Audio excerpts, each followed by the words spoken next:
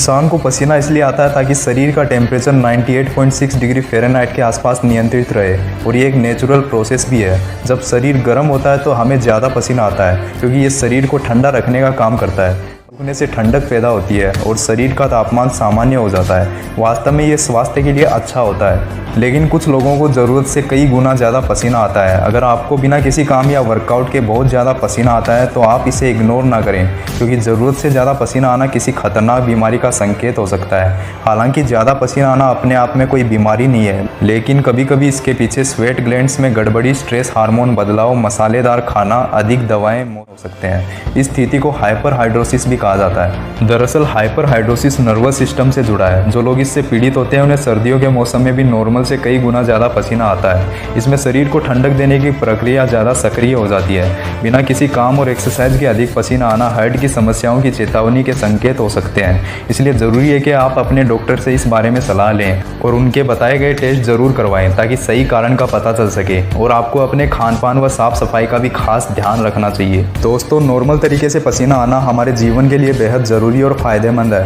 लेकिन कुछ लोग ऐसे भी होते हैं जिनको पसीना बिल्कुल न के बराबर आता है। और रिसर्च में पता चला है कि जिन लोगों को पसीना आता है वे उन लोगों की तुलना में कई ज़्यादा सेहतमंद होते हैं जिन्हें पसीना नहीं आता है। बट क्या आपने कभी ये सोचा है कि क्या होगा अगर हमारे शरीर से पसीना निकलना बिल्कुल ही बंद हो जाए?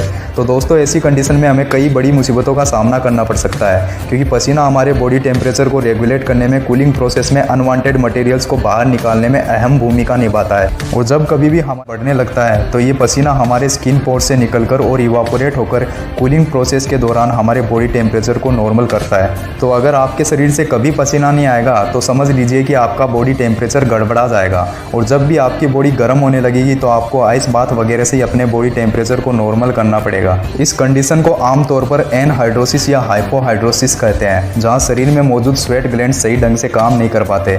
इस डिसऑर्डर से ग्रस्त लोगों के लिए नॉर्मल टेम्परेचर भी खतरनाक साबित हो सकता है, क्योंकि इस दौरान ओवर हीटिंग की वजह से जान जाने का खतरा भी रहता है। कम ही लोगों को पता है कि पसीना आने से हमारा इम्यून सिस्टम भी मजबूत होता है, जो कि कई जर्म्स का सफाया करने में मदद करता है, और जिससे हम कई तरह की बीमारियों से बच जाते हैं। तो अगर आपको पसीना आना बिल्कुल ही बंद हो जाएगा तो आप बहुत ज़्यादा बीमार पड़ सकते हो।